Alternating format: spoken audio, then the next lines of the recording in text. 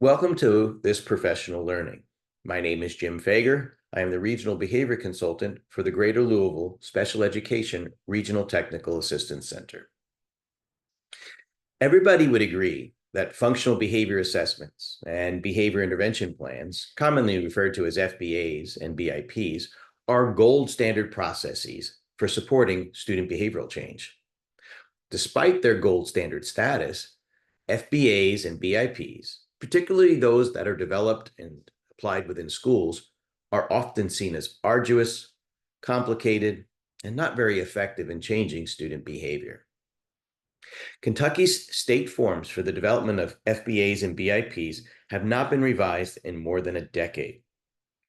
Last year, behavior consultants from across the Commonwealth collaborated to accomplish an important task to answer this question. How do we improve the technical proficiency and usage of FBAs and BIPs within our schools? Well, over the course of a year, feedback was taken from stakeholders across the state and from experts within the field of behavior to create a product that we're very excited to share with you. The net result of a year's work was the development of new and improved FBA and BIP forms. It's our hope that these forms will serve you as you seek to improve behavior outcomes for the students that you serve. During this brief presentation, I'm going to share with you the driving concerns and defining considerations that informed our revisions, as well as share with you feedback we received from piloting the new FBA and BIP forms across our state. I'll also share with you next steps, where you can locate the forms, and if you are working within the Jefferson County Public School Systems, the capability of identifying piloting schools within the middle school zone if you seek to support or use these forms. Before setting out to develop these new documents, the task group sought input from special education professionals across the Commonwealth, as well as prominent experts in the school-based FBA and BIPs. We also reviewed the literature, regulations, and practices relevant to FBA and BIP development. Behavior consultants from Kentucky's 9 special education technical assistance centers agreed that current documents housed on the KDE website were long overdue for revision. While we had ideas about what to inform this revision, we thought it best to gather input from special educators across the state to inform this revision process. A brief survey was constructed and sent out through the Special Education Cooperative Network and through the Kentucky Association of Psychology in the schools. 78 participants responded, representing a reasonably representative cross-section of stakeholders, including school psychologists, speech pathologists, BCBAs, and directors of special education. First, we asked stakeholders if the current FBA and BIP forms housed on the KDE website needed to be updated. The overwhelming response was yes. Approximately 78% of the individuals responding to our survey said yes, it's time for the state forms to be updated. We also asked survey participants to give their suggestions for updates and modifications to our current forms. We received a little bit more than 30 responses, and we organized them first by form type, FBA or BIP, and then by theme. The slide illustrates some of the suggestions received from the survey. An overwhelming majority of participants noted the form seemed redundant and overly complicated. Other suggestions included that we explicitly connect FBA and BIP development to the development of a student's IEP.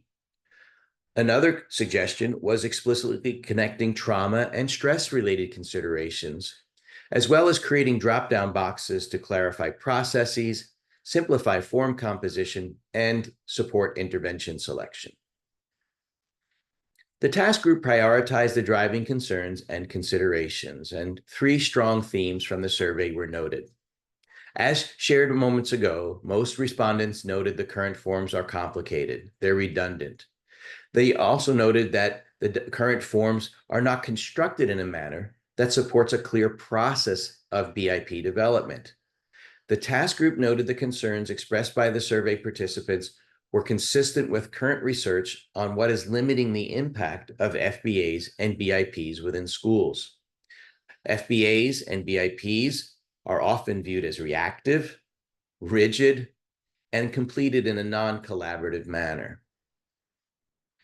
So after reviewing stakeholder input and concerns documented in the current literature, we focused on three primary questions. First, how can we simplify the process of developing an FBA and BIP? Secondly, can we make clear connections between FBA and BIP development and the construction or revision of a student's IEP, with an additional emphasis on trauma and stress considerations? Third, and finally, could we create forms that school staff will actually see as practical and support the improvement of student behavioral outcomes? With the scope of our project defined, we went to work.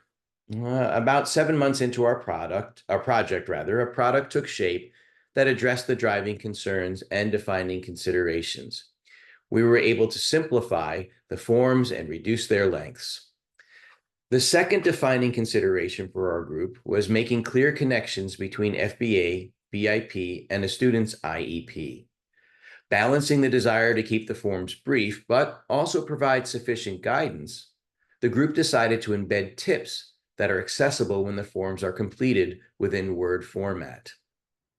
Tips were included by consensus from the subgroup and focused on concerns with IEP connections to student FBA and BIP observed across the state.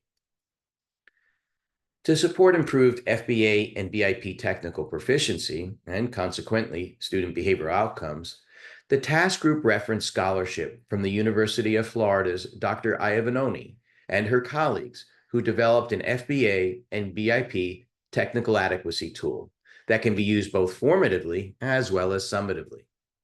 The QR code on the slide will take you to the technical adequacy tool for the evaluation of FBAs and BIP's scoring form and scoring guide. Commonly referenced by its acronym, the TATE. The TATE played a significant role in the organization and development of our current FBA and BIP documents. So let's turn our attention to the TATE. And after this quick review, I'm sure you're going to agree the TATE is a valuable tool to support the development and evaluation of FBAs and BIPs. At this point, you may be asking, why use the TATE? Well, I'm glad you asked. The TATE presents a valuable and innovative tool that is peer-reviewed and demonstrates high construct validity and reliability. That basically means it essentially does what it claims to do, which is measure the technical adequacy of our FBAs and BIPs, and it can do that consistently. The TATE was developed to support a proactive, simplified, and improved process for BIP planning. By focusing on the essential processes of FBA and BIP construction, the TATE provides guidance for both the development and post hoc or after the fact review of the technical adequacies of a student's FBA or BIP. The task group used the TATE to guide construction and item organization of the new forms.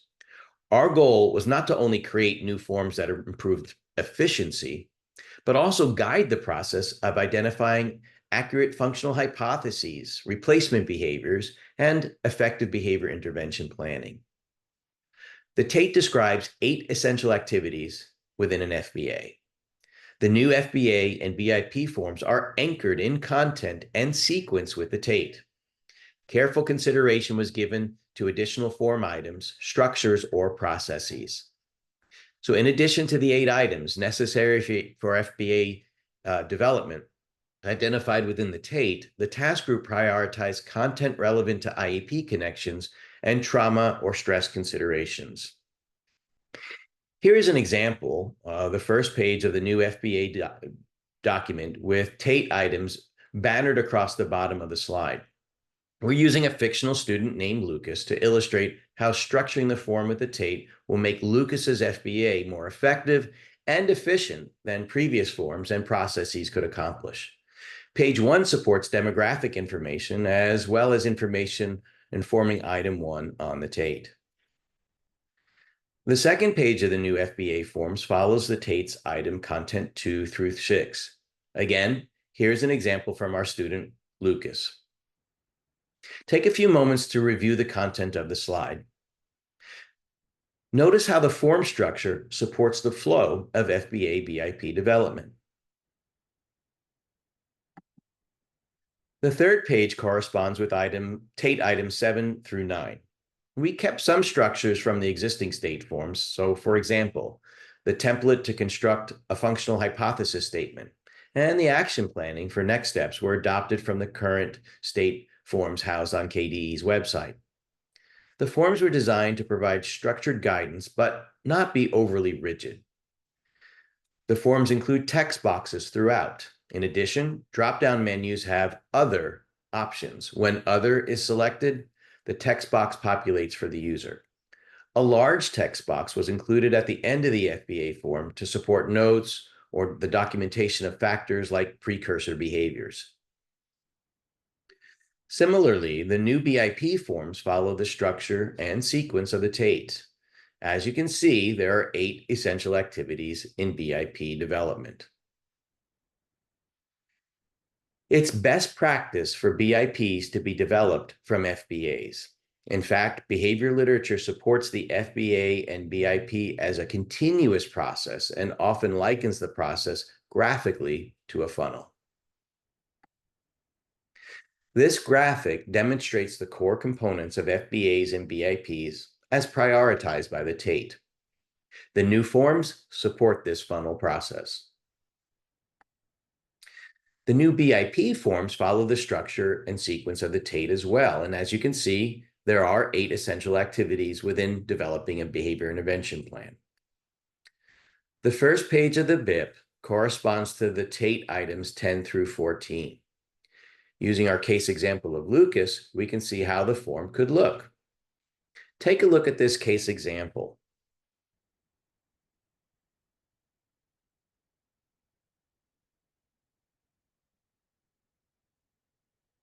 The second page of the BIP form follows the structure and sequence of the TATE items 15 through 18. Again, take a look at how it would work with our sample student, Lucas.